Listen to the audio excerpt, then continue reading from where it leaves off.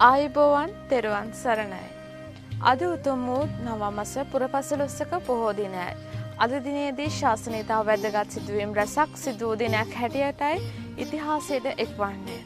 සැරියුත් මුගලන් දෙනමට අගසව් තනතුර පිරිනැමීමත් ඒ වගේම බුදුරජාණන් වහන්සේ විසින් ප්‍රථම සංඝ සම්මේලනය පැවැත්වීමත් සිදු වුණේ මේ උතුම් පොහෝ දිනයයි. ඒ වැදගත් කරුණු සිහි ගන්වමින් අද තම්සක් දහමුදාන තුළින් තවත් සුමුදුරු ධර්ම දේශනාවක් ඔබ වෙත සමීප කිරීමටයි මේ සූදානම. ගල්වාන පුරාණ රජ මහ විහාරස්ථානයේ පූජ්‍ය මාවරලේ බද්දේ ස්වාමීන් වහන්සේ විසින් පැවැත් වූ ධර්ම දේශනාවයි ඔබ වෙත සමීප කිරීමට සූදානම් වන්නේ. උන්වහන්සේට নমස්කාර පූරකව ආරාධනා කර සිටිනවා ධර්මානුශාසනාව පවත්වන හැටියට. අවසරයි ස්වාමීන් වහන්සේ.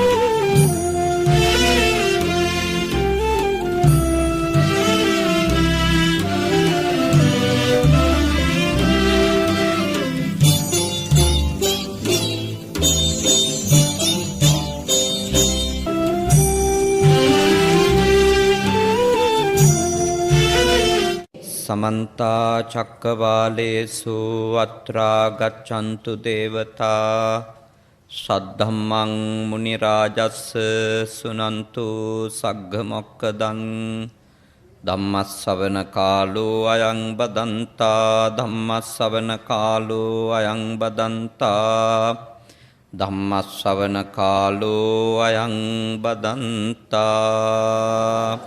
නමෝ තස්ස භගවතෝ අරහතෝ සම්මා සම්බුද්දස්ස නමෝ තස්ස භගවතෝ අරහතෝ සම්මා සම්බුද්දස්ස නමෝ තස්ස භගවතෝ අරහතෝ සම්මා සම්බුද්දස්ස ඉද නන්දති පෙච්ච නන්දති කත පුඤ්ඤෝ උභයත්ත නන්දති පුඤ්ඤම් මේ කතන්ති නන්දති භියෝ නන්දති සුග්ගතින් ගතෝති. ගල්වාන පුරාණ විහාරාධිපති අපේ ගරුතර පණ්ඩිත හමුදුරුවන් වහන්සේගෙන් අවසරයි. මෙවර කටින පුණ්‍යෝත්සවයේ ප්‍රධාන දායකත්වය අරගෙන සියලු කටයුතු සිද්ධ කරලා කටින වස්ත්‍ර පූජාව සිදු කරලා නිම කර සිටින හෙක්ට විජේරත්න මැතිතුමා, අයිරාංගනී විජේරත්න මැතිණිය ඇතුළු ඒ පවුලේ පින්වතුනි, ගල්වාන පුරාණ විහාරස්ථානයට මේ ධර්මානුශාසනාව ශ්‍රවණය කිරීම සඳහා සහභාගී වී සිටින සදහැවතුනි, දම්සක් ටීවී තුලින් අද මේ ධර්මානුශාසනාව ශ්‍රවණය කරන සදහැවත් ගුණගරුක පින්වතුනි, ඔබ හැම කෙනෙක්ම තාම ශ්‍රද්ධාවෙන් සූදානම් වෙන්නේ සිදු කරන ලද පින්කමක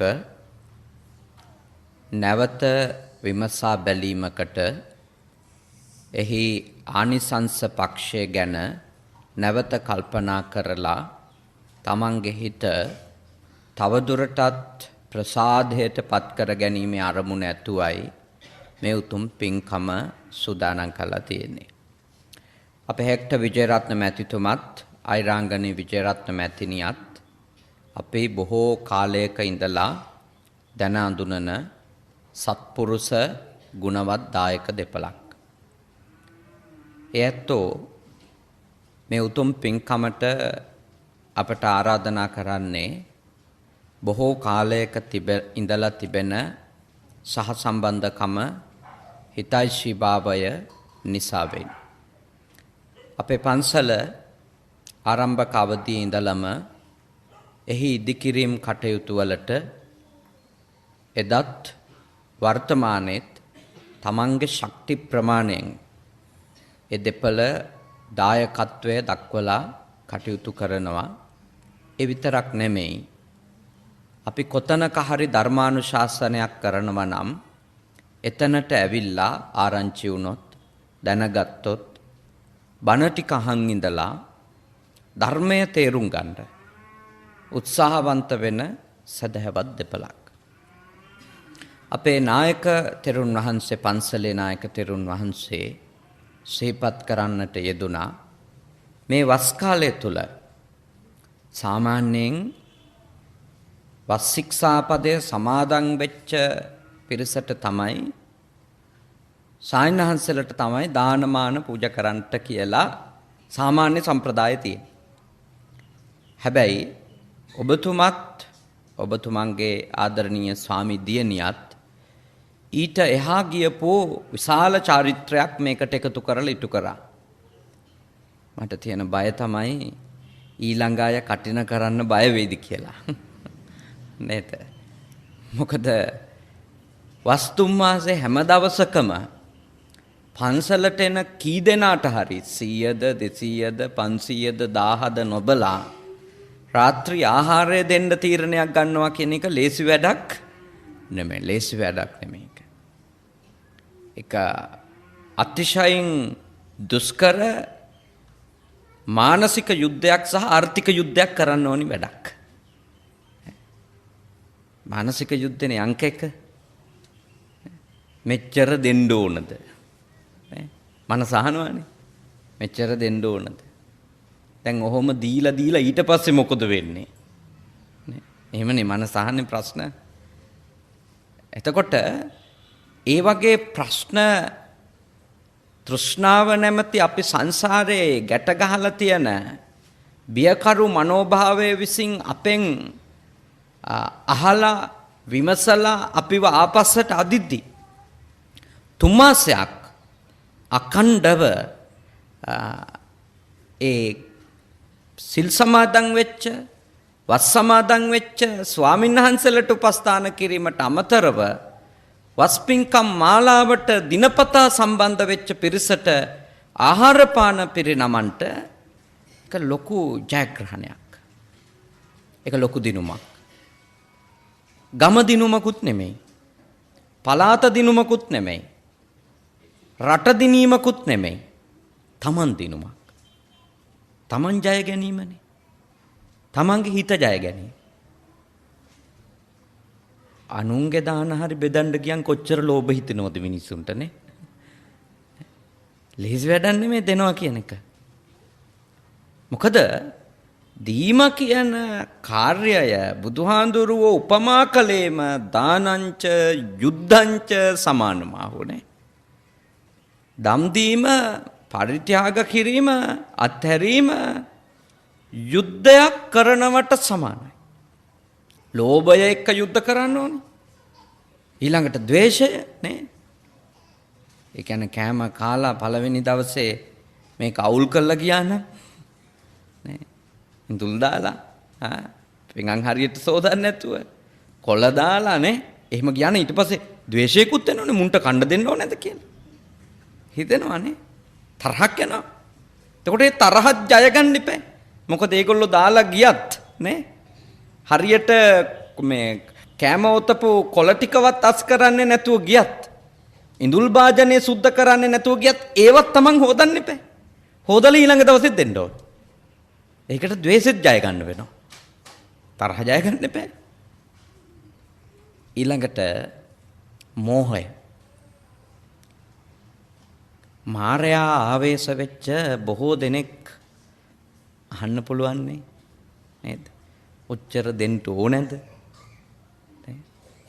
අඟවන්න පුළුවන් නේ. එතකොට ඒ වගේ බලවේග විසින් හිත මිත්‍යා දෘෂ්ටියකින් ආක්‍රමණය කරන එක. ඔච්චර කරන්න ඕනේ නැහැ සාමාන්‍ය විදියට කරමු. මෙහෙම කරමු. මේ කොටස අඩු කරමු නේ. එතකොට එවැනි කියමන් එවැනි ඉඟි නිරන්තරයෙන් ලැබුණා නම් නෑ ඒක නෙමෙයි මම කරන්නේ. මම දන්නවා දුන්නොත් ලැබෙනවා කියන එක. දෙන දෙහි ආනිසංස තියෙනවා කියන එක.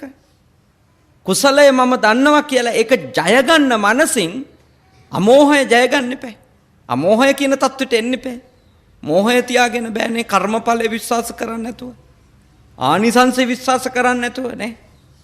මේ 2010 බාරගත්තු කටින පින්කම කිව්වනේ නේ.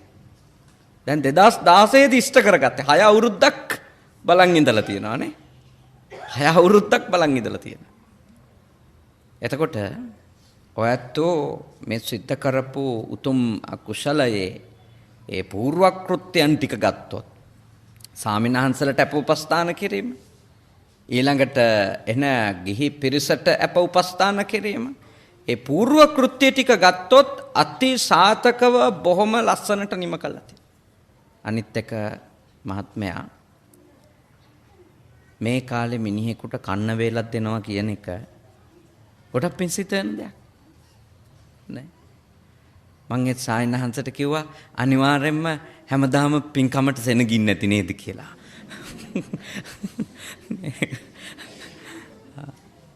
මොකද මිනිසුන්ගේ අමාරුකම් අපි දන්නවනේ. හාල් කිලෝ එක කීයද කියලා නේ. 3-5 ටික කීයද කියලා අපි දන්නවනේ. එතකොට අඩුම මේ වේලක් හරි කොතනකින් හරි gedara දෙන්නෙක්ගේ හරි පිරිමැහෙනවා කියන්නේ ඒ gedara ප්‍රශ්නයක් විසඳන එකක් නේ. සමහර කෙනෙක් ඉන්න පුළුවන් පුංචි උන් ටිකත් එකතු කරගෙන ඇවිල්ලා කැම ටික කාලා යන්න. කොච්චර පින්දිදී යන්නේ නැද්ද?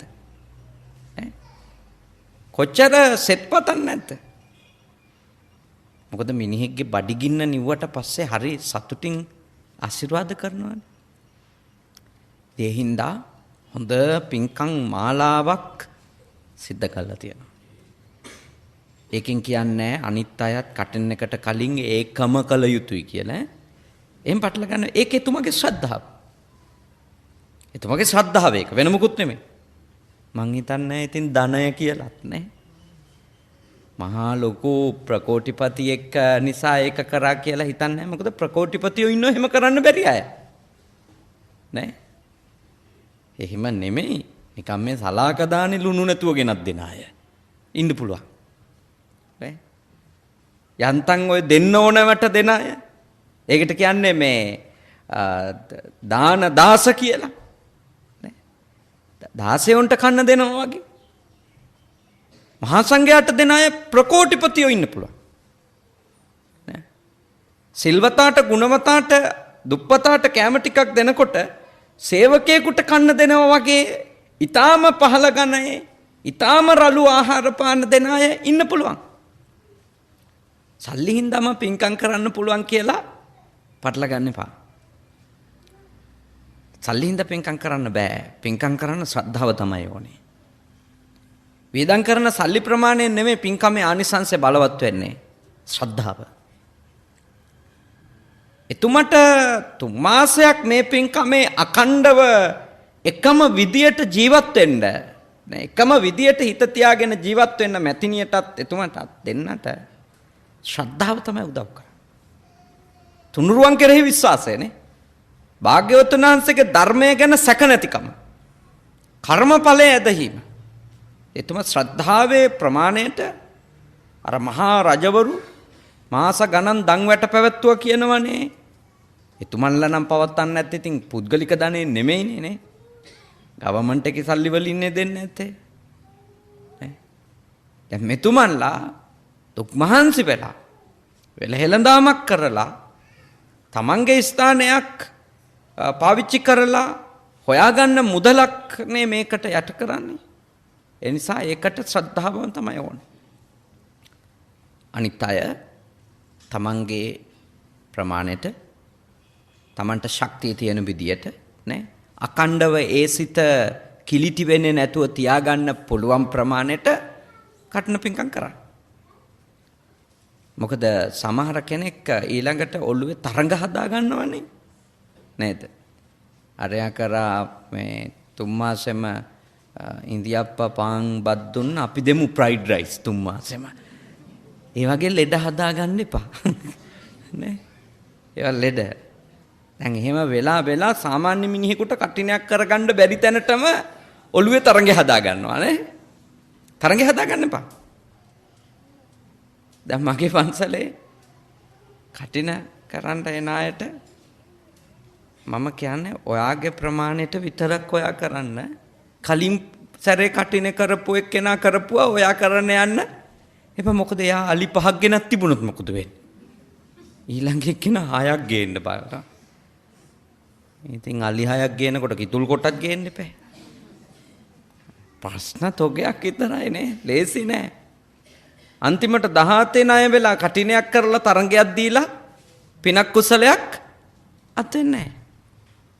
තමන්ගේ ශ්‍රද්ධාවේ ප්‍රමාණයට තමන්ගේ ආර්ථික ශක්තියත් හොඳට බලලා නේ gedara ඉන්න අනිත් තමන්ගේ සහකරුවන් සහකාරියන් එක්ක නේ බිරිඳ හෝ සැමියා එක්ක කතා කරලා නේ අපිට මේ පින්කම වෙනුවෙන් මේ ප්‍රමාණය වෙන් කරන්න පුළුවන් කියන තැනට ආවට පස්සේ ඒ ප්‍රමාණයට කටන පින්කම කරා. එච්චරයි. මොකද කටින පින්කම කීයට වක්කත් ලස්සනට කරාට කමන්නේ. ඒක පන්සල් අතර තරංගේ බවට පත් කරන්න හොඳත් නෑ. ඒක හොඳ නෑනේ. නේ? අර පන්සලට වඩා මේ පන්සලේ කටිනේ ලොකුයි කියලා කරවන්න ඒක හොඳ නෑ නේ. එතෙන්ට යන්න හොඳ නෑ. මොකද හීනමාන එනවා එතකොට. ඊළඟට දායකයෝ අතර තරංගයක් වෙන්නත් හොඳ නෑ. මේවා මම ඔබට කියලා දෙනවා මොකද හේතුව මේවා අපි සාකච්ඡා කිරීම අපි තේරුම් ගැනීම කටන පින්කම් වලදී අවශ්‍යයි. මෙතුමන් මෙපමණ ඉහලින් කරන එක එතුමාගේ පුණ්‍ය ශක්තිය සංසාරේ දීලා තියෙනවා. ඒ නිසා එතුමට මේවා අකණ්ඩව කරගන්න ලැබිලත් තියෙනවා. ඒක ගන්න එපා අනිත් අය. කියන්නේ මෙෂ කරන්න එපා. මාන්නේ හදා ගන්න එපා නේ. මාන්නේ හදාගත්තොත් හරිම අසහනයකට තමයි පත් වෙන්න වෙන්නේ. දුකකට පත් වෙන්න වෙන්නේ. නේ? ඒ හින්දා ඊටාම ශ්‍රද්ධාවෙන් තමයි මේ වගේ පින් කටයුතු කරන්න ඕනේ කර්මඵල ඇදහිීමෙන්. වෙන මොකුත් නෙමෙයි කර්මඵල අදහගෙන.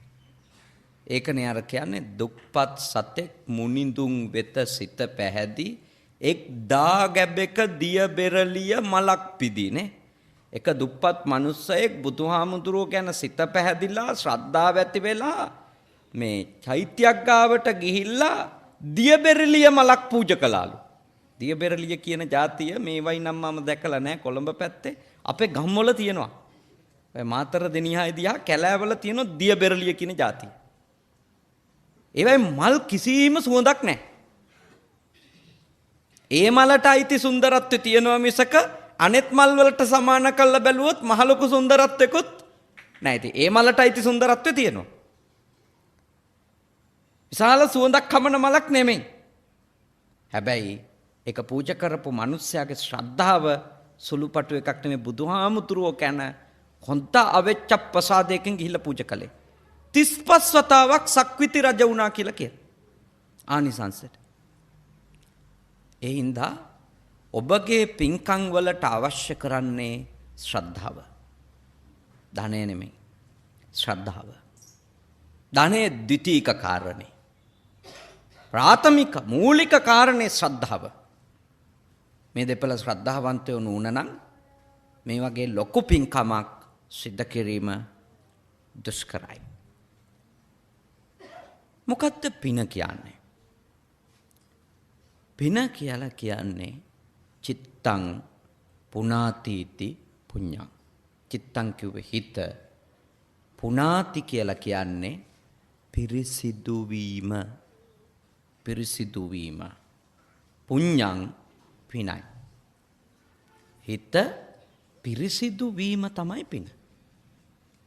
ගොඩාක් අය කල්පනා කරනවා හිත සතුටු කර ගැනීම තමයි පින කියලා. හිත සතුටු කර ගැනීම පිනයි. මට ඕන තරම් කියලා තියෙනවා හිතේ සතුට පිනනේ හාන්තුරුවනේ කියලා නේ. ඉතින් හිතේ සතුට පිනනම් අපිට මොන තරම් වාරවල අයහපත් වැඩ කරාට පස්සේ සතුට දැනෙනවද නේ? කොච්චර සන්තෝෂයක් දැනෙනවද සමහර හොරෙන් කරන පව් වැඩවලින් නෑ. අහුනේ නෑ කියන සතුට, අදාළ කාර්යයේ සතුට තියනවා නේ. සතුට නෙමෙයි පින. මතක තියාගන්න. පින යනු පුනාති පිරිසිදු වීමයි. බුද්ධදත්ත මාහිමියන් විවරණය කරලා තියෙනුනේ පුනාති කියන වචනේ උන්වහන්සේ ලියපු මේ පාලි වචන වලට ලියපු අර්ථකථන ග්‍රන්ථ බල. පුනාති කියන්නේ පොළනවා කියන අර්ථය. පිරිසිදු කරනවා කියන අර්ථය. පවිත්‍ර කරනවා කියන අර්ථය තමයි දීලා තියෙන්නේ පුනාති කියන වචනෙට. එහෙම නැතුව සතුටු වෙනවා කියන අර්ථයක් එතන නැහැ.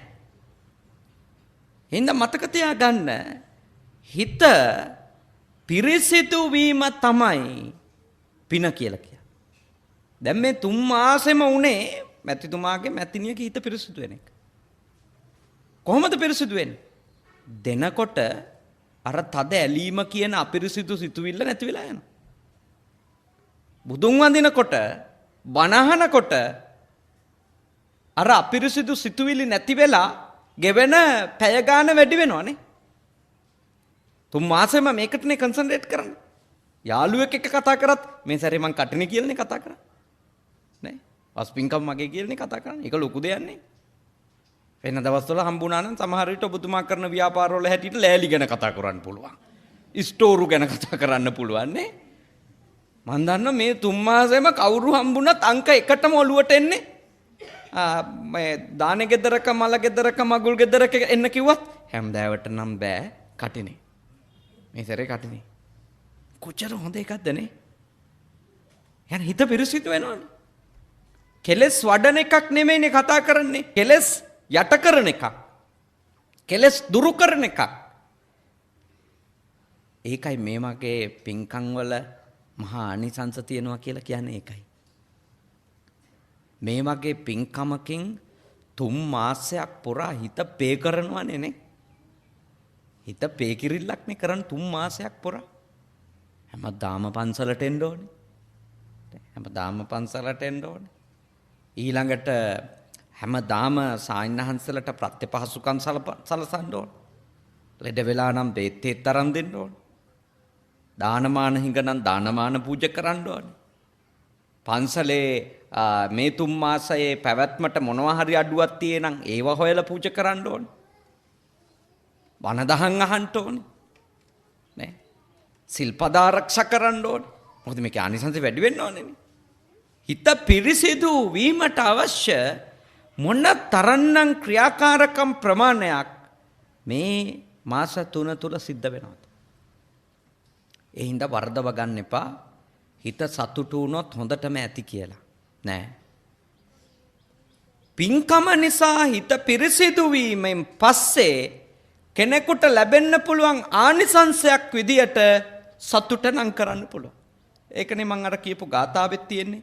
ඉද නන්දති. ඒ වෙලාවේ මෙහිදී නන්දති කියන්නේ සතුට වෙනවා. පුනාති නෙමෙයි ඈ. සතුට වෙනවට කියන්නේ මොකද්ද? නන්දති. ඉද නන්දති. මේ භවයේම සතුට වෙන්න පුළුවන්. පෙච්ච නන්දති. පසු භවයකදී සතුට වෙන්න පුළුවන්. භවයකද නෙමෙයි භව ගණනාවකදී. ඒ කාර්තකතනයක්. ඊළඟට පින්කම කරන වෙලාවටත් ඉද කියලා කියන්න පුළුවන්. පින්කම කරලා ඉවර වුණාට පස්සේ කියන්න පුළුවන් පෙච්ච කියලානේ පසුව. එතකොට මේ භවයේදී ඉද කියන්න පුළුවන්. ආපහු ඉදිරි භවවලදී පෙච්ච කියන්න පුළුවන්. නන්දති සතුට. ඉද නන්දති පෙච්ච නන්දති. සතුට ලැබෙනවා ඒ වෙලාවෙත් පස්සෙත්. ආනිසංස විදියට. කත පුඤ්ඤෝ කාටද? පින් කරපු කෙනාට. පින් කරපු කෙනාට. දැක්කනේ පුඤ්ඤ කියන්නේ වෙන වචනයක්. පින් කරපු කෙනාට ලැබෙන ආනිසංසය තමයි මොකද්ද? සතුට. පින නෙමෙයි සතුට. පින් කරපු කෙනාට ලැබෙන ආනිසංසය. ආනිසංසය මේ ලෝක වශයෙන්ම ලැබෙන ආනිසංසය. ඒක හරිනේ. දැන් කටින චීබරේ නේ ඔලුව උඩ තියාගෙන මේ ගම වටා යනකොට මොන තරන්නම් සතුටින් නේ කරඬුව අරගෙන යන හස්ති රාජයා වගේ සන්තෝෂෙන් යන්න පුළුවන්. මොකද මේ ක්‍රියාව හැමෝම අනුමත කරනවානේ. තමන්ගේ හිත පිරිසිදු වෙනවා එක පැත්තක්, අනෙක් පැත්තෙන් මේ ක්‍රියාව නිසා ලැබෙන ප්‍රශංසාව අගය කිරීම නිසා මේක අනිත් එක යහපත් ක්‍රියාවක් නිසා අනිවාර්යෙන්ම හිත තුළ විශාල ප්‍රීතියක්, විශාල සතුටක් නිර්මාණය වෙනවා. ඔය සතුට තියෙනවද හොරකමක් කළොත්? නෑ කරන වෙලාවෙත් බයෙන් වෙවුලනවා. කරාට පස්සෙත් වෙවුල ඉන්නවා නේ. අද අහුවේද? හෙට අහුවේද? නේ. දේශපාලකයෝ විතරද FCID කැඳවන්නේ? අපි කැඳවන එකක් නැද්ද? නේ. ඒ හොරා බයෙන් ඉන්නේ. හොරා හොඳටම බය වෙනවා. හොරකම් කරපු එකනා ඒ වෙලාවෙත් ඇවිත් ඉන්නේ. ඒක තමයි විපාකේ. පෙච්ච තප්පති පස්සෙත් ඇවිත් ඉන්න. බයෙන් ඉන්නේ. කතා කරන්නවත් බෑනේ. දැන් මේ පින්කම ගැන 3 මාසයක්ම කතා කරා නේ. තා කොච්චර කල් නම් කතා කරන්න පුළුවන්? ඕන කෙනෙක් ගාවට ගිහිල්ලා පින්කමේ වාර්තාව දිගාරින්න පුළුවන් නේ. හැබැයි අයහපත් වැඩක් කරා නම් චැප්ටර් එක වහනවා මිසක නේ. ඒ පරිච්ඡේදය ඉවරයි කියලා වහලා හංගනවා මිසක කිසි කෙනෙකුට කටක් කරලා කියන්නද? නේ. ඒ හින්දා හොඳට තේරුම් ගන්න මේ වගේ පින් කටයුතු කරනකොට ලැබෙන ප්‍රධාන පෙළේ ආනිසංසය තමයි සතුට හම්බ වෙනවා. අනිත් එක තව හොඳ ආනිසංසයක් මේ පින් කටයුතු වලදී ආනිසංස නේ. කල්යාණ මිත්‍රෝ ඇසුරු කරන්න. මේ වගේ කටයුත්තකට එකතු වෙලා අල්ප මාත්‍රකින් හරි උදව්වක් දෙනවා නම් ඒ කර්මඵලයක් අදහන දිව්‍ය ලෝකයක් අපායක් පිළිගන්න මේ සංසාරයෙන් නිදහස් වෙන්න ඕනි කියලා පිළිගන්න සත්පුරුෂයෙකුට විතරමනේ මේකට උදව් කරන්න පුළුවන්. මට අපේ මේ හෙක්ටර් මහත්මයා කිව්වා මේක මං විතරක් කරපු වැඩක් නෙවෙයි අහන්නේ නෑදෑයෝ යාළුවෝයි මේ වැඩේට අකණ්ඩව උදව් කරා කියලා නේ. එතුමා මට මේ ආවාසයේදී කිව්වා මේ පින්කම් මාලාවට නෑදෑයොත් යාළුවොත් අකණ්ඩව උදව් කරා කියන එක. ඉතින් ඒ කල්යාණ මිත්‍රයෝ හමු වුණානේ නේ ආනිසංස. පින්කම කරපු එකේ විශිෂ්ට ආනිසංසයක් තමයි හොඳට අඳුන ගන්න පුළුවන් වුණා සත්පුරුෂයා කවුද අසත්පුරුෂයා කවුද නේ. කල්යාණ මිත්‍රයා කවුද? මේවට අකුල් හෙලන උදව්වක් දෙන්නේ නැති පාප මිත්‍රයා කවුද? දැන් මෙතනින් එහාට ජීවත් වෙනකොටම හරි ලේසියිනේ නේ. කාත් එක්කද අනාගතයක් තියෙන්නේ කාත් එක්කද අනාගතයක් නැත්තේ. මේ වගේ ලොකු පින්කමක් කරනකොට දීර්ඝ කාලයක් පේවෙවි කරනකොට ඔක්කොම දෙනා පරීක්ෂාවට ලක් වෙනවානේ.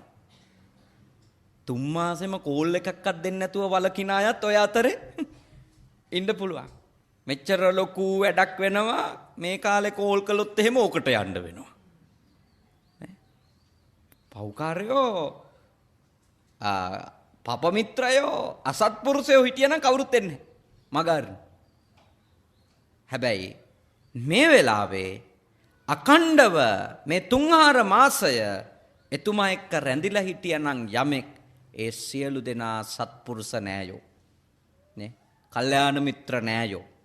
ඒවා ආනිසංස. ඒවා විශිෂ්ට ආනිසංස. අපිට එක 3 මාසයක් එහෙම යහපත් මිනිස්සු එක්ක යහපත් හැඟීමෙන් දේවල් එක්ක සම්බන්ධ වෙන අයත් එක්ක ඉඳ ලැබෙන එකම කොච්චර පිනක්ද? නේ? ඉඳ ලැබෙන එක.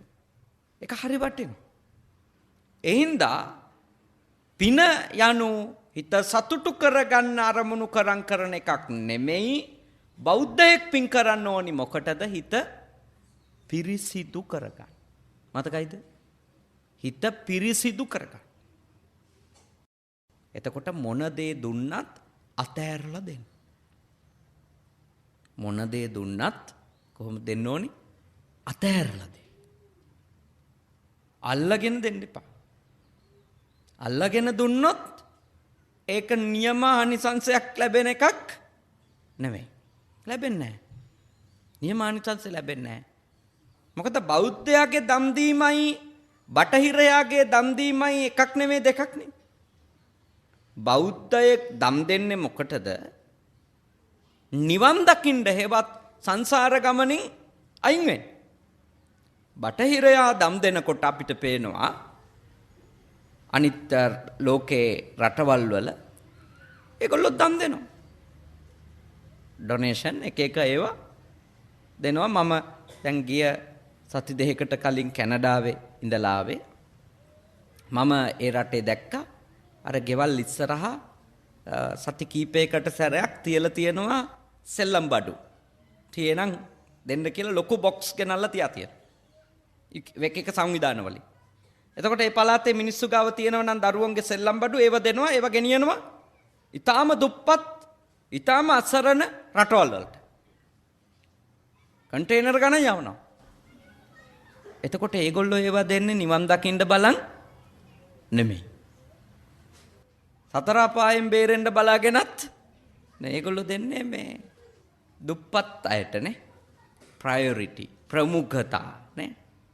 එතකොට ඒව දෙද්දිම බලනවා ප්‍රමුඛතාවයක්. මේක දෙන්න ඕනේ ලංකාවටද? මේක එවන්න ඕනේ ඉන්දියාවේ ප්‍රාන්තයකටද? මේක ඕන ආෆ්‍රිකාවටද? මේක ඉතියෝපියානු වගේ රටකට යවනවද? ඒගොල්ලෝ බලනවා.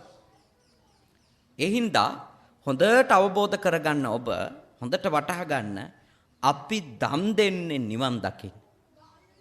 නිවන් දකින්න දම් දෙන අය අනිත් මිනිස්සුන්ටත් වඩා අත්හැරලා දෙන්න ඉගෙන ගන්න ඕනේ. අල්ලගන්න දෙන්න නෙමෙයි. දායකයා අල්ලගන්නත් බෑ නේද? වෙනත් ලෞකික දේවල් බලාපොරොත්තුවේ ඔළුවේ තියාගෙන දෙන්නත් බෑ. ලෞකික අරමුණු අපේක්ෂා ඉෂ්ට වේවි ඔබ නිර්වාණ අවබෝධය කරා යන ගමනේදී ඔබ දීලා තියෙනවා. ඒත් ඒක ඔබේ ප්‍රාර්ථනාව වෙන්න බෑ. දැන් අපි දකිනවා කඨිනයට අදාළ ආනිසංසවල ලොකු ආනිසංසයක් කියනවානේ. විශාල ආනිසංසයක්. නාගිතාපදානේනේ ඔය කඨිනයට අදාළ විස්තර ගොඩක් තියෙන්නේ. නාගිත හමුදුරුවන්ගේ චරිතයට ආශ්‍රය කරගෙන තමයි හමුදුරුව තමයි කඨින වස්ත්‍ර පූජාවක් නිසා එතුමා අවස්ථා ගණනාවක චක්‍රවර්ති රාජ්‍ය ලැබපු හැටි ගැන විස්තර කියලා තියෙනවා. නාගිත කියන තෙරුන් වහන්සේ එතුමන් වහන්සේගේ අපදාන පාළිය තියෙනවා. එතකොට හැබැයි අපි නාගිතාපදානය කියවලා එහි තොරතුරු අහලා කටින පිංකම් කරන්න ඕනේ සක්විති රජ වෙන්න බලන් නෙමෙයි. ඒක නෙමෙයි. ඒක ඔලුවටවත් ගන්න එපා අපේ මහත්තයා. සක්විති රජ වුණොත් ඔය තියෙන තැනදිල්ලවත් නැති වෙයි. තේරෙනවනේ? නිවන් දකින්නයි උත්සාහ කරන්න ඕන. නේ? නිවන් දකින්නයි අරමුණු වෙන්න ඕන. කරපු පිනට සක්විති රජකම ලැබුණොත් ඒක බාර ගන්න එක ඒක භුක්ති විඳින එක වෙනම කාරණයක්. හැබැයි අපි බෞද්ධය කටින පිංකම් කරද්දී මොන හේතුවක් නිසාවත් ආනිසංස ලෙස ඔළුවට ගන්න හොඳ නැහැ ලෞකික දේ. ඒක ලබා ගන්න තමයි මම මේක කරන්න කියලා. ඒක කළ යුතු නැහැ. කරන්න ඕනි කුමක්ද? අත්හැරීම පුහුණු කරන එක. හිත උපරිම අපේ මනස පියුරිෆයිඩ් කරන්න පුළුවන්, පිරිසිදු කරන්න පුළුවන් උපරිමයට ගෙනියන්න මේ 3 මාසය පාවිච්චි කරන එක. ඔබතුමා ඒක පාවිච්චි කරා. හිත පිරිසිදු කිරීම. මොකද හිත පිරිසිදු කිරීමෙන් විතරමයි දුකින් නිදහස් වෙන්න ලැබෙන්නේ. කෙලෙස් අඩු තරමටමයි උපදින වාර ප්‍රමාණය අඩු වෙන්නේ. එහෙම නැතුව ලෞකික දේවල් අත්පත් කරගන්න බලාගෙන අපි පින්කම් කරන්න ඕනේ නෑ. කොහොමත් පින්කම් කරන අයට ලෞකිකේව ලැබෙනවා. ඒක මේ සාමාන්‍ය දෙයක් නේ. දුන්නම ලැබෙනවා කියන එක සාමාන්‍ය නියාමනේ. ලිඳක් ඉස්සොත් වතුර ලිඳේ පිරෙනවද නැද්ද? පිරෙනවා. කබඩ් අස් කළොත් අලුත් ඒවා එනවා. දැන් උපාසකම්මලට එන්නේ නැත්තම් ප්‍රශ්නේ අස් කරන්නේ නැහැ. කොහේ කොට ගහන් තියනකොට අලුත් ඒවා එන්නේ නැහැ. අස් කරොත් බලන්නකො එනවා. නෑ. දීලා බලන්නකො තියෙන ඒවා. වැඩේ තියෙන්නේ අපිට තියෙන උපාදාන එක්ක අපිට දෙන්න නෙවෙයිනේ. තමන්ගේ ළමයි මේ අවුරුදු 5ේදී ඇඳපු කලිසනුත් තියන් ඉන්න අය ඉන්නවා. ඇයි කියලා ඇහුවා මතක් වෙන්න. 5ේදී මේක ඇඳන් දන ගාපු හැටි. ඉතින් අවුරුදු 5ේදී පොඩි එකා කලිසම ඇඳන් දන ගාපු හැටි මතක් කරන්න ඕනද? දැන් ඒකට 45යි නම්. මොන විහිළුවක්ද නේ? එක්කෝ ඒවා වීසි කරන්න ඕනි. එක්කෝ ඒක අඳින්න පුළුවන් මට්ටමේ තියේ නම් අඳින්න කැමති මිනිස්සෙකුට ඒක දෙන්න ඕනි. අපේ ගෙවල් කුණු ගොඩවල් වෙලා තියන්නේ ඇයි? නේද? අපේ ගෙවල් සහ අර කසල බඳුන් අතර අමුතු වෙනසක් නැහනේ. මුළු වල නේ පාවිච්චි කරන්නේ නැති අපමණ දේවල් ගොඩ ගහලා තියන් ඉන්නවා. මොකද අතහරින්න බෑ. අතහරින්න යනකොටම පුදුම වැඩේ කියන්නේ ඕන වෙයි කියලා හිතෙනවා. නේ අතහරින්න යනකොටම හිතෙන එකනේ ඕන වෙයි. ඒකනේ අර මේ බෝතල් නේ පරණ බෝතල් අරව මේවා ඒවා අස් කරන්නේ යනකොටම හිතෙනවා හදිස්සියකට සිද්ධාර්ථ ටිකක් අද්දා ගන්න ඕන වෙයි. ඕක ඔන්න ඔහෙ තිබිච්චාවේ. මේ ගිය අවුරුද්දෙත් සිද්ධාර්ථය දැම්මේ නෑ. ඒක තිබුණා. ඊට කලින් අවුරුද්දේ දාපු සිද්ධාර්ථෙකුත් නෑ. ඒ බෝතල් පාවිච්චි කළා හදපු පන්දමකුත් නෑ නේ. ඒ වුණාට මේ අවුරුද්දෙත් ගෙවල් අස් කරනකොට අලුත් අවුරුද්දට කියනවා ඕක තිබිච්චාවේක ඕන වෙයි. නේද? ඩස්බින් වල තියෙන්න ඕනේ ඒවා ගෙවල් ඇතුලේ. පන්සලුත් ඉතින් ඊට නොදෙවෙනි නෑ. අපිත් එමම තමයි.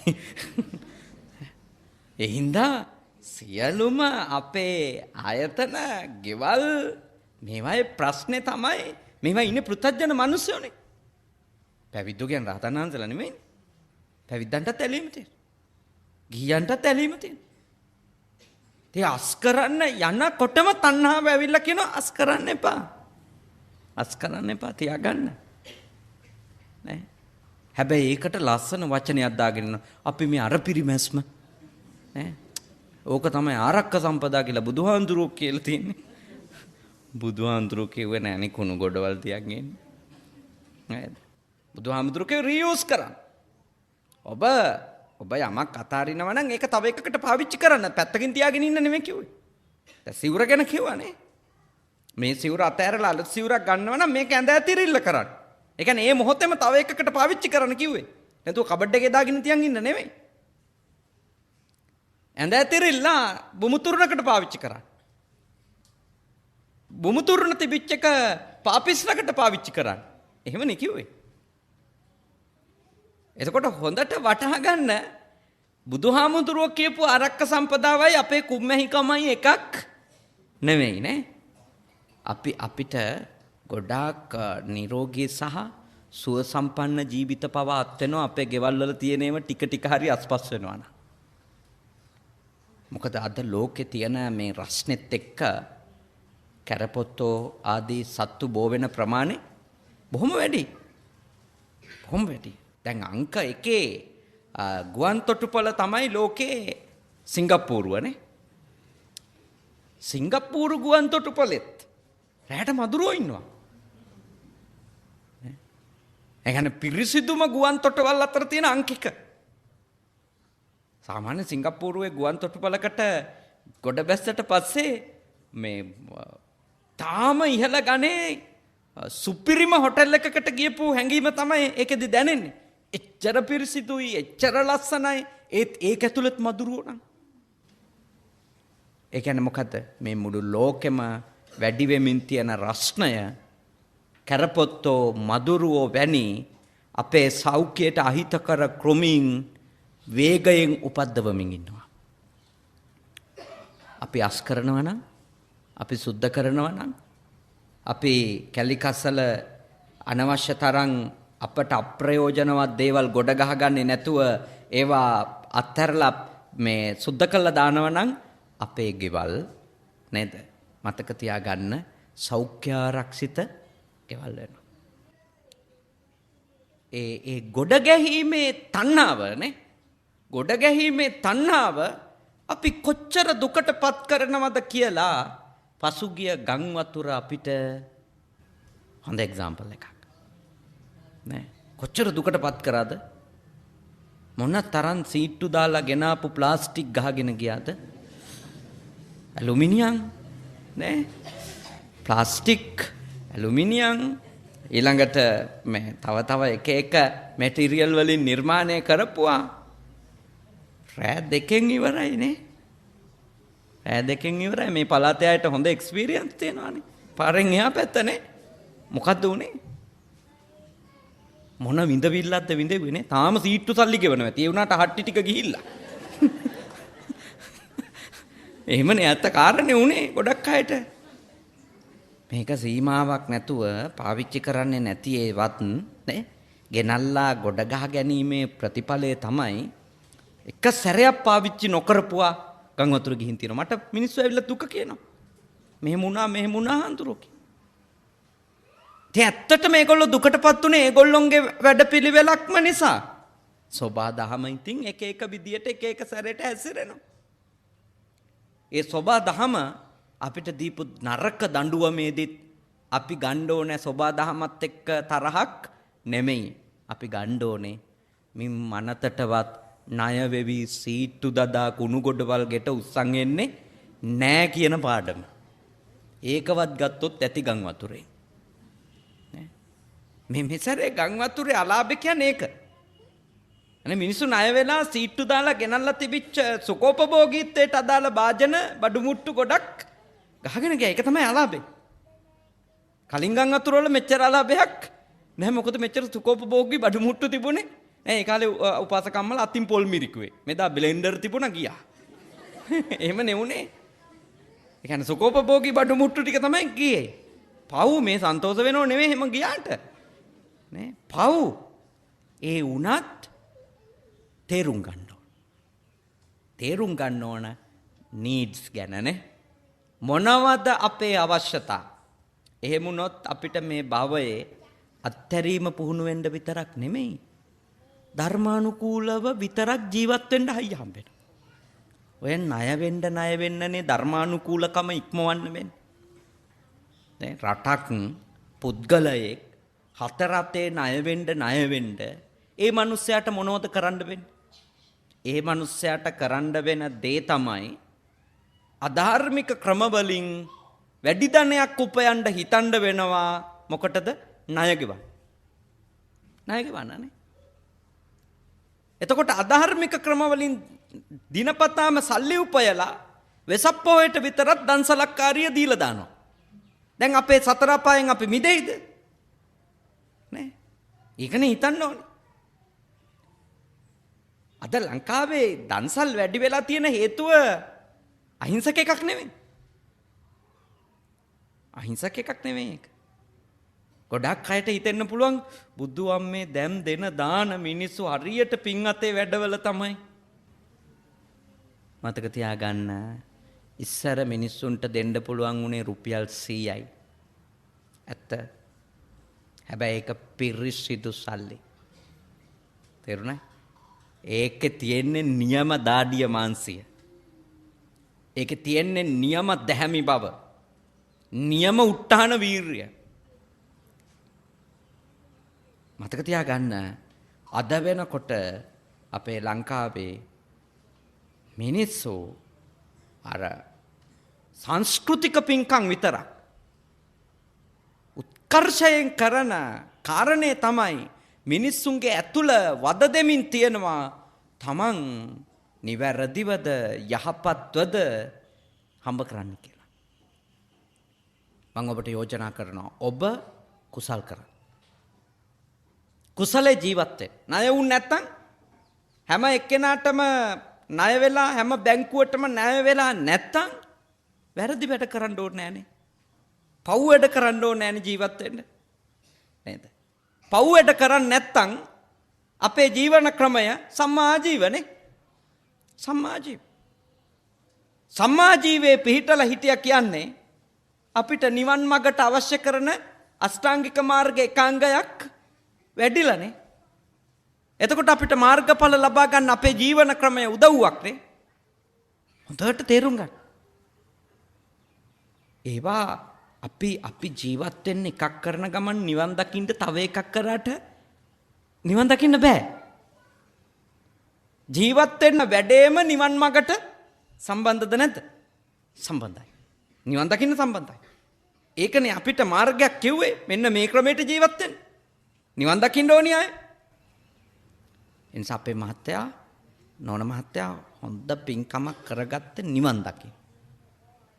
මේක නිවන් මගට. මේක ඔබතුමන්ලා මේ ලෝන් දාලා සීට්ටු දාලා කරපු පින්කමක් නෙමෙයි නේ. වැරදි ආයෝජන වලින් සල්ලි හොයාගෙන කරපු එකකුත් නෙමෙයි. තමන්ගේ ඉඩමක් කඩමක් බද්දට දීලා නේ මොකක් හරි ක්‍රමවේදයක් ඇතුලේ මාසිකව නිත්‍යානුකූලව උපයපු ධනයකින් තමයි මේ පින්කම කරගත්තේ. ඒ සතුට හෘදේ සාක්ෂිය තියෙනවනේ. අපි හරි සල්ලි වලින් පින්කම කරා.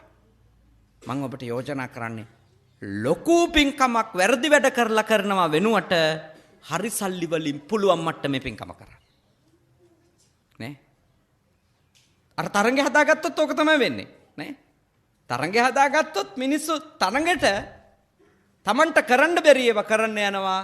ඒ කරන්න බැරි ඒවා කරන්න සම්මා ජීවයෙන් අයින් වෙලා මිච්ඡා ආජීවයට එන්න වෙනවා. වැරදි ක්‍රමෙන් සල්ලි හොයන්න පටන් ගන්න වෙනවා නේ. මේ පින්කම් තරංග නෙවෙයි. ගෙවල් තරංග හදාගත්තත් එමම තමයි නේ. ගෙවල් වල බඩු මුට්ටු අතර තරංග හදාගත්තත් එමම තමයි. ණය වෙවි වැරදි කර යන්න වෙන්නේ. අන්තිමට නවතින්නේ කොතනින්ද?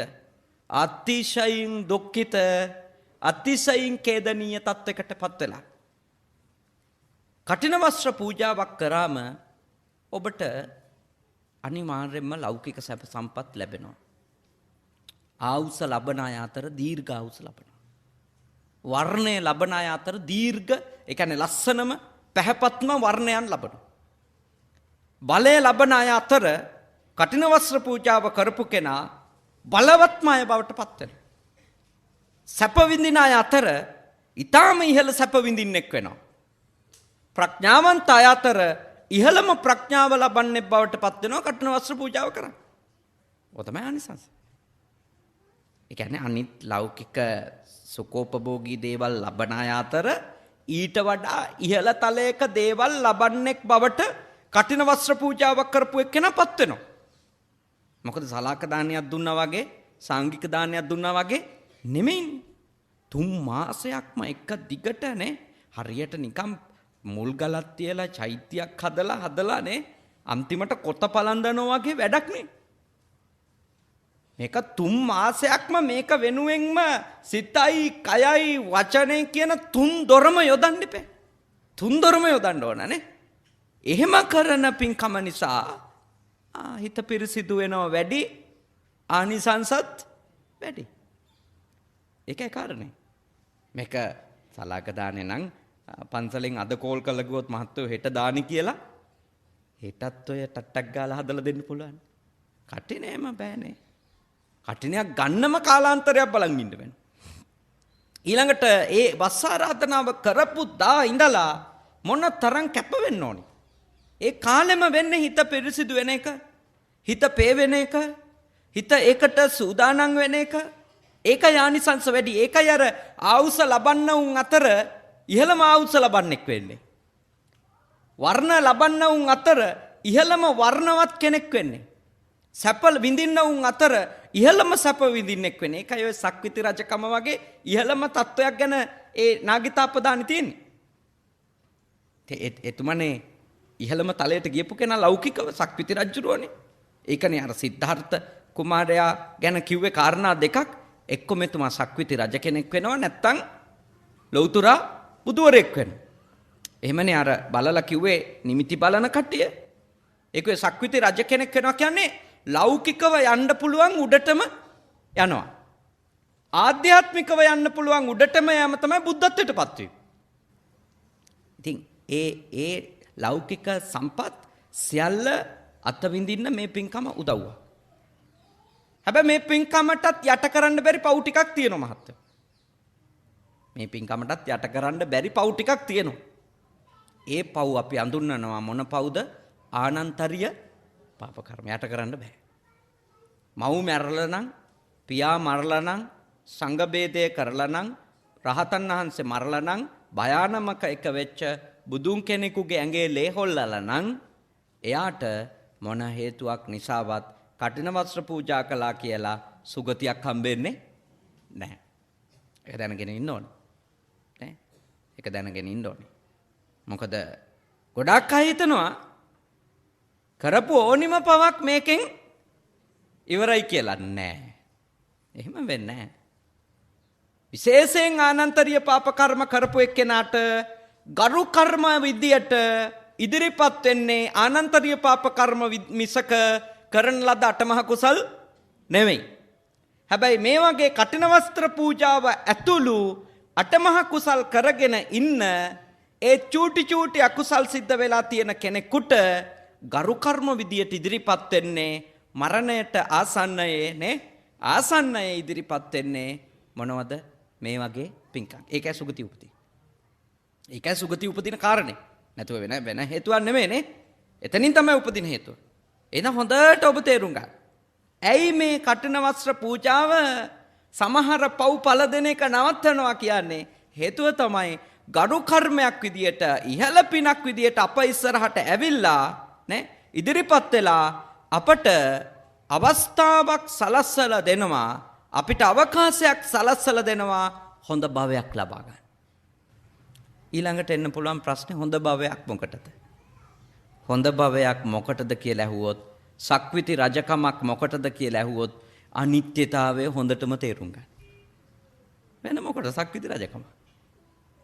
බෞද්ධයෙකුට සක්විති රජකමක් හරි ලෞකිකව ඊටාම ඉහළ තලයක ජීවිතයක් හරි හම්බුනොත් ඒක බෞද්ධ මිනිහෙක් පාවිච්චි කරන්න ඕනේ මොකටද? මේ ලෝකේ තියෙන හිස් බව වටහා ගන්නනේ. ආයේ හීනමානයක් නැහනේ. නැත්තම් හැම මිනිස්සයාගේම ඔළුවේ වැඩ කරන්නේ මොකද්ද? මට වඩා අරයා සන්තෝෂෙන් ඇති. නේ? සාමාන්‍ය මිනිහට හිතන ප්‍රාදේශ සභා මන්ත්‍රී සැපෙන් ඇති. ප්‍රාදේශ සභා මන්ත්‍රීට හිතන පළාත් සභා මන්ත්‍රී සැපෙන් ඇති. ඒ මිනිහට හිතනවා පාර්ලිමේන්තු මන්ත්‍රී සැපෙන් ඇති. ඒ මිනිහට හිතෙනවා නේ පාර්ලිමේන්තු මන්ත්‍රීට හිතනවා ඇමති සැපෙන් ඇති. සාමාන්‍ය ඇමතිට හිතනවා කැබිනට් ඇමති සැපෙන් ඇති. කැබිනට් ඇමතිට හිතනවා අගමැති සැපෙන් ඇති. අගමැතිට හිතනවා ජනාධිපති සැපෙන් ඇති. හැම තිස්සෙම තමන්ට වඩා උඩ කෙනෙක් ඉන්නවා පේනකොට ලෞකික මිනිස්සුන්ට තියෙන සතුටද හීනමානෙද? හීනමානේ නේ.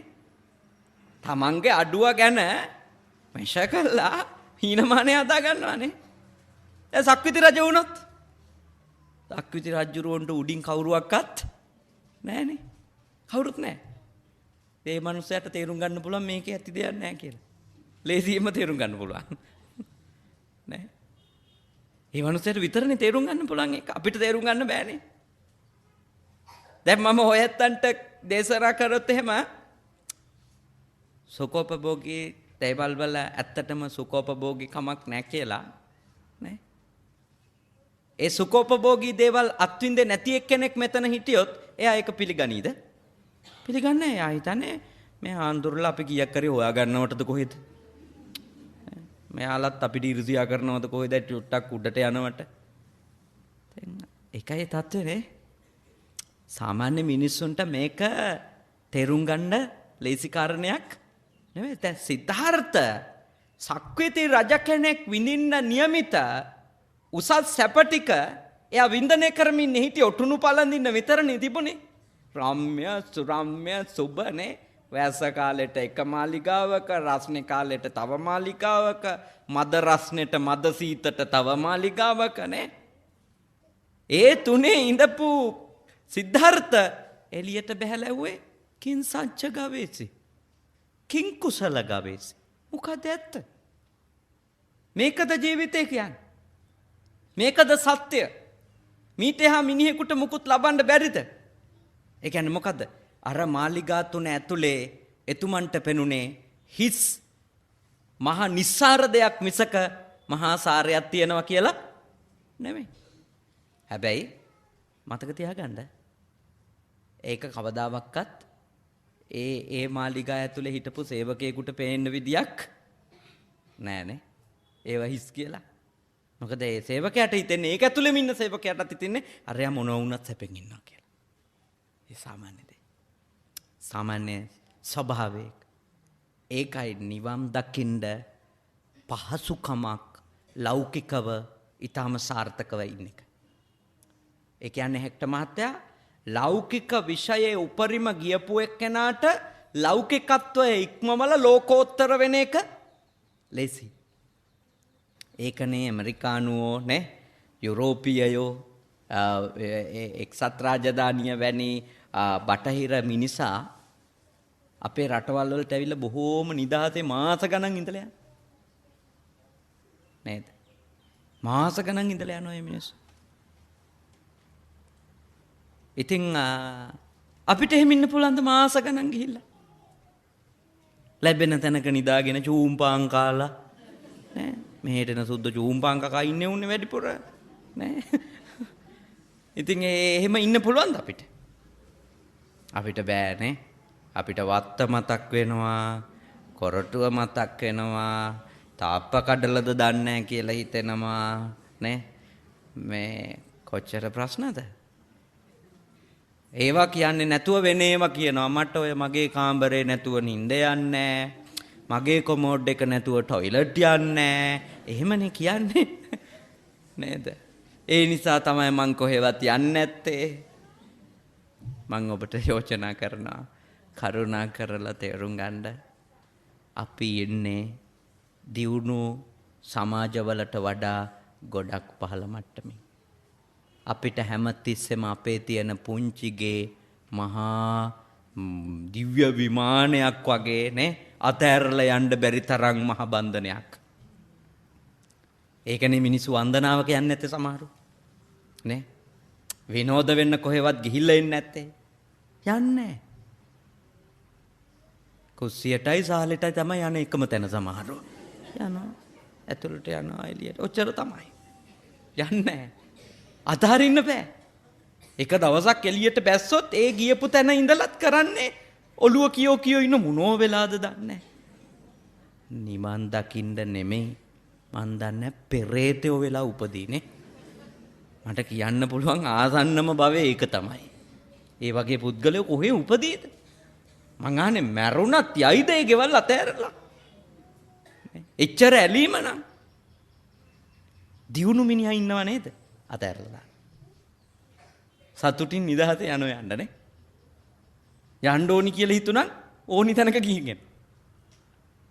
එතෙන්ට හිත හදාගන්න එපා. ඒ දියුණුයි කියන්නේ සල්ලි වලින් පොහසත් වීමක් නෙමෙයි. සල්ලි වලින් පොහසත් එක්කෙනාට පහසුවක් තියෙන මොලේ දියුණු කරගන්න. අසාරය ලෙස දකින්න. හිස් කියන එක හිස් කියලා දකින්න. මහ ලොකු හිතන් ඉන්න සැපතක් මේවයි නෑ කියලා දකින්න තියෙන මිනිහට පහසුවක් තියෙනවා. ඉතින් ගොඩක් අය ඒක දකින්න, ගොඩක් අය දකින්නේ නෑ. ඒක දැක්කොත් ඒ මිනිහා නිවන් දකින්න. තේරුණායි? මතක තියාගන්න. ලෞකික වශයෙන් සාර්ථක වෙච්ච නිසා හෙක්ටර් මහත්තයාට නෝනට 3 මාසයක් මිනිස්සුන්ට කන්න දෙන එක ගැන විඳවිල්ලක් එන්නේ නැහැ. ඒගොල්ලෝ දන්නවා ගොඩ ගහලා බැංකු පොත්වල තියා ගැනීමට වඩා අතෑරලා පින්කුසල් කර ගැනීමේ තියෙන සුවය. ඒක හිතන්න පුළුවන් කාටද? හිතන්න පුළුවන් තියේනම් පමණයි. නැත්නම් ඔක හිතන්න බෑනේ. හිතෙන්නෙම රුපියලක් ගියත් ගියානේ නේ. ඒමත් ඒක කියොත් ගියා නේ.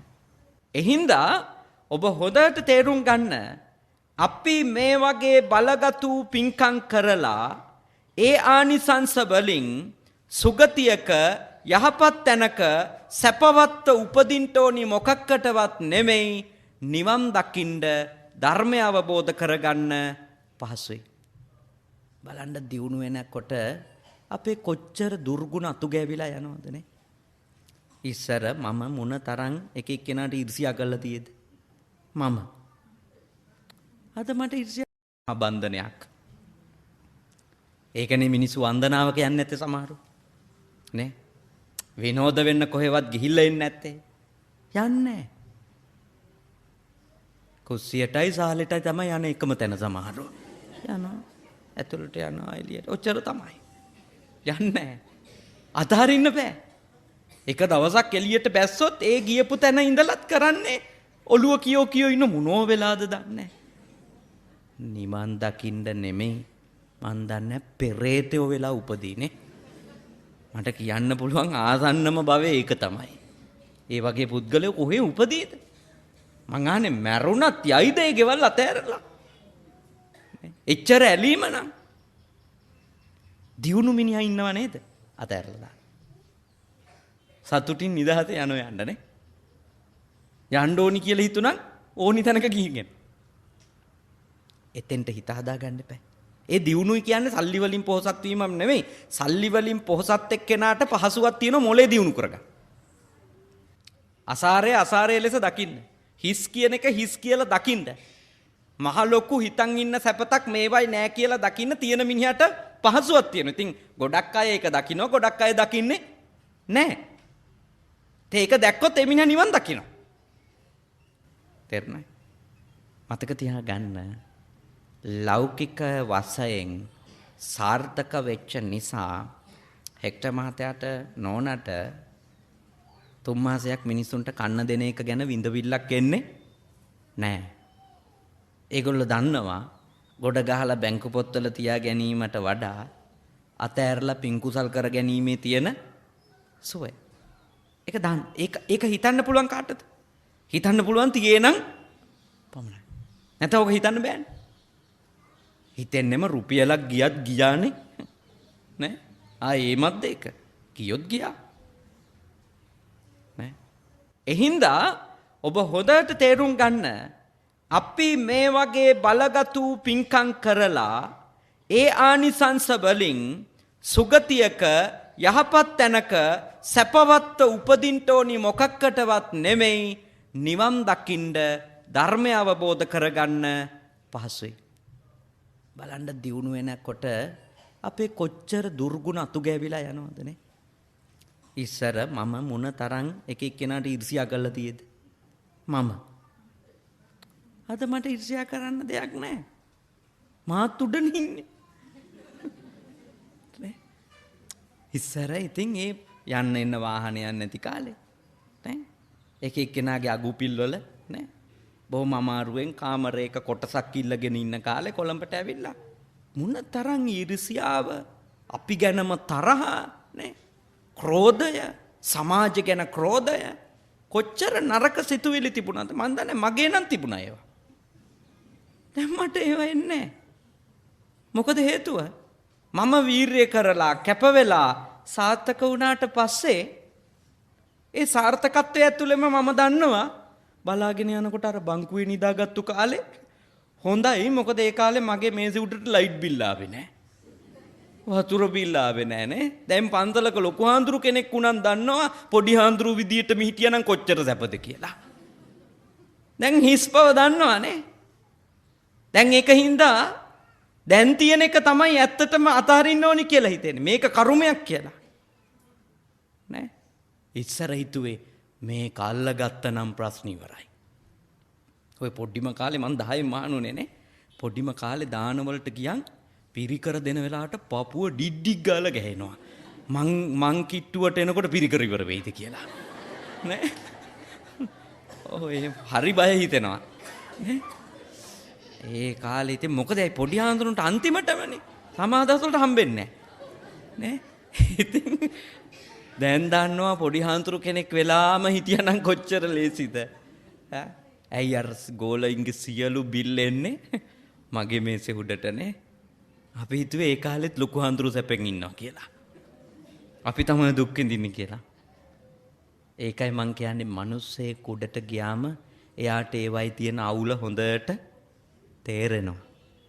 අන්න ඒකට විතරක් මහත්තයාට ඊළඟ ආත්මවල හම්බ වෙන නෝනට හම්බ වෙන සක්විති රජකම් ආදී සුඛෝපභෝගී ජීවිතේ යොදාගත්තොත් හරි.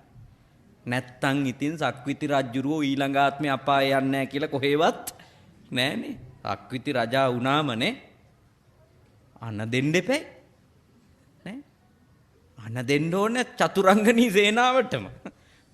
නේ. අන දුන්නට පස්සේ සමහර විට ඝාතනය කරන්නේ ගම් පිටින්. නගර පිටින් නේ. දැන් බලන්නකෝ ඇමරිකාවේ ජනාධිපතිනේ ඔබාමා මහත්තයා ආරක්ෂක මණ්ඩලයට අන දෙනවා. වහාම ඉරාකේ මේ කොටසේ ඉන්නවා IS සටන්කාමින් ඉවර කරන්න ඕනේ. අන දීලා අරහෙන් ෆ්ලයිට් එක ගිහිල්ලා නේ ගුවන් යානෙ ගිහිල්ලා බෝම්බේ අතාරිනකොටම අකුසල් සම්පූර්ණ වෙනවා. ඒ හින්දා බෞද්ධයෙක් සක්විති රජකම ප්‍රාර්ථනා කරනවා නම් ප්‍රාර්ථනා කරන්න ඕනේ කුසල් පින් කරගන්න පුළුවන් කාලයකට මිසක ලෝකේ බලය අල්ලල්ල යන කාලෙක නම් නෙවෙයි. එහෙම වුණොත් ඉතින් ඊළඟ ආත්මේ ඕවට අනදීම නිසාත් ඒවා කෙරිලාද හරියට කියලා විපරම් කිරීම නිසාත් රැස් වෙන පව් ටිකට කොයි අපායෙන් නවතීද දන්නේ නැහැ. මොකද ඒ තනතුරට යෑමෙන්ම වෙන්නේ ඒක. ඒ හින්දා ඔබතුමන්ලට ලැබෙන සුඛෝපභෝගී සංසාර ගමනේ ඒ බලය මම යෝජනා කරනවා හරියට තේරුම් අරන් ප්‍රාර්ථනා තියාගෙන මැරෙන්න. මොකටද? තවදුරටත් අනිත්‍ය තේරුම් ගැනීම සඳහායි. තවදුරටත් අත්හැරීම සඳහාය. සාමාන්‍ය දේවල් අත්හරින වගේ නෙමෙයි සක්විති රජකමක් වැනි දෙයක් අතාරින එක.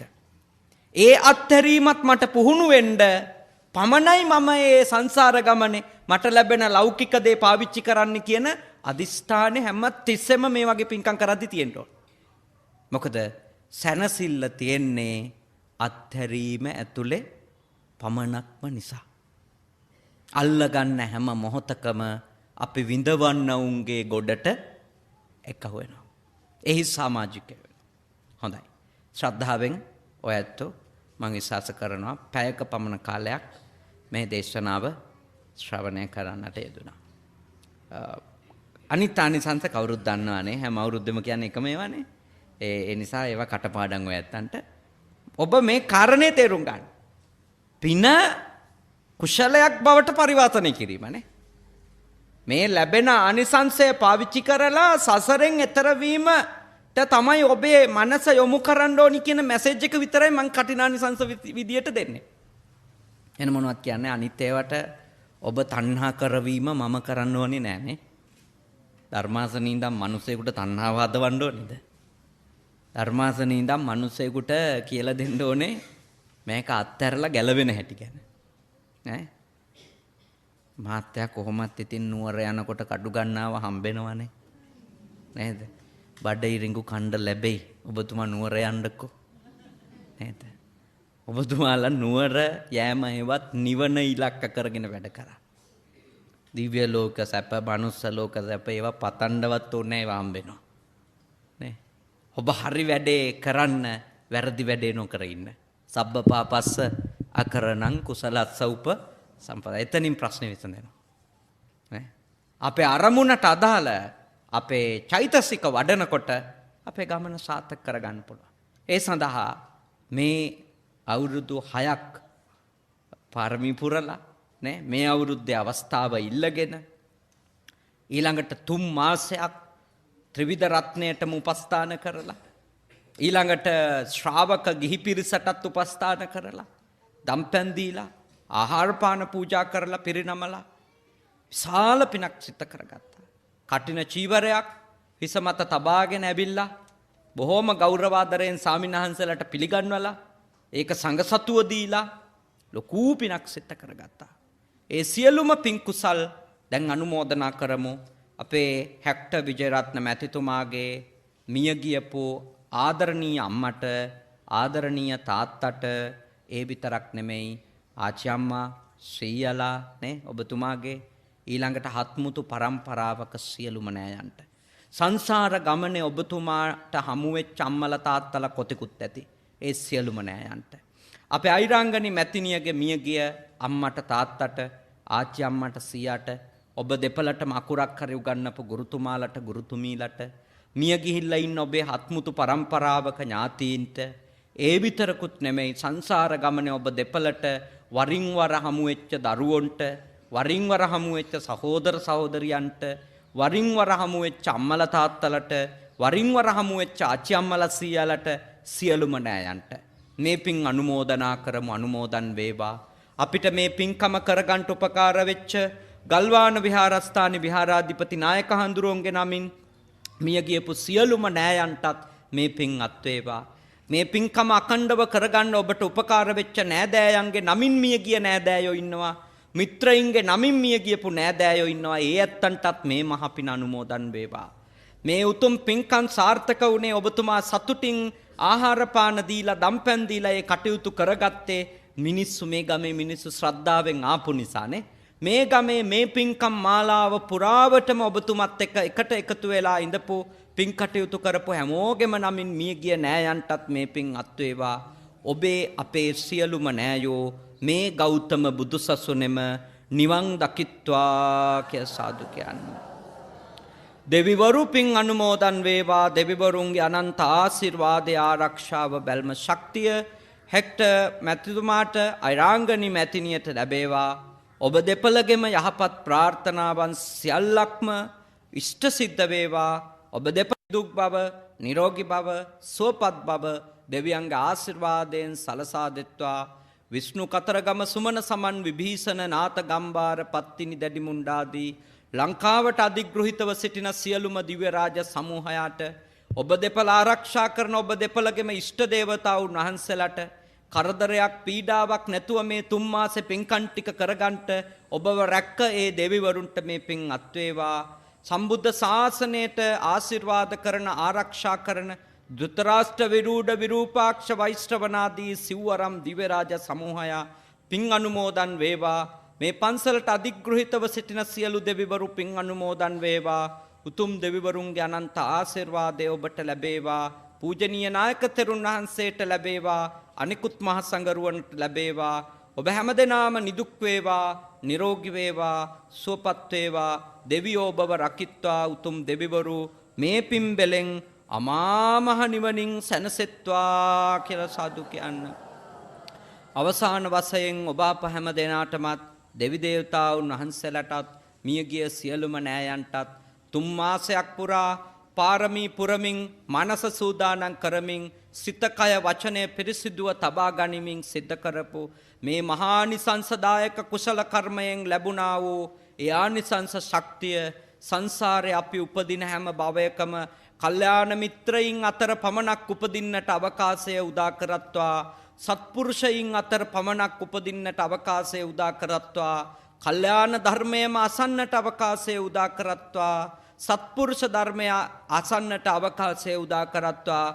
මේ උතුම් ගෞතම බුද්ධ ශාසනය නිමවන්නට පෙර ආතුව මාර්ගඵල ලබාගෙන අමා මහ නිවනින් සැනසෙන්නට අද කරපු පින්කම් හේතු ආසනා වේවා කියලා සාදු කියන්නේ. ආකාශට්ඨා ච බුම්මට්ඨා දේවා නාග මහිද්దికා පුඤ්ඤන්තං අනුමෝදිත්වා චිරන් රක්칸තු ශාසනං. ආකාශට්ඨා ච බුම්මට්ඨා දේවා නාග මහිද්దికා පුඤ්ඤන්තං අනුමෝදිත්වා චිරන් රක්칸තු දේශනං. ආකාශට්ඨා ච බුම්මට්ඨා දේවා නාග මහිද්దికා පුඤ්ඤන්තං අනුමෝදිත්වා චිරන් රක්ඛන්තු මම් පරන්ති. ධම්මේ ඥාතේනං හෝතු සුඛිතා හොන්තු ඥාතයෝ. ඉදම්මේ ඥාතේනං හෝතු සුඛිතා හොන්තු ඥාතයෝ. ඉදම්මේ ඥාතේනං හෝතු සුඛිතා හොන්තු ඥාතයෝ. ඉමිනා පුඤ්ඤ කම්මේන මාමේ බාල සමාගමෝ සතං සමාගමෝ හෝතු යාව නිබ්බාන පත්ත්‍යා. ඉදම්මේ පුඤ්ඤං ආසවක්ඛයා වහං හෝතු සබ්බ දුක්ඛා පමුඤ්චතු. කායේන වාචා චිත්තේන පමාදේන මයා කතම් අච්ඡයං කමමේ බන්තේ භූරි පඤ්ඤ තථාගත. කායේන වාචා චිත්තේන පමාදේන මයා කතං අච්ඡයං කමමේ ධම්ම සම්දිට්ඨික අකාලික. කායේන වාචා චිත්තේන පමාදේන අච්ඡයං කමමේ සංඝ සුපටිපන්න අනුත්තර. සාදු සාදු සාදු. දම්සක් ටීවී තුලින් මේ දේශනාව අහපු හැමටත් මේ ස්ථානයේ මේ දේශනාව වහුම්කම් දීපු හැමටත් තුනුරුවන් සරණින් යහපතම උදා වේවා.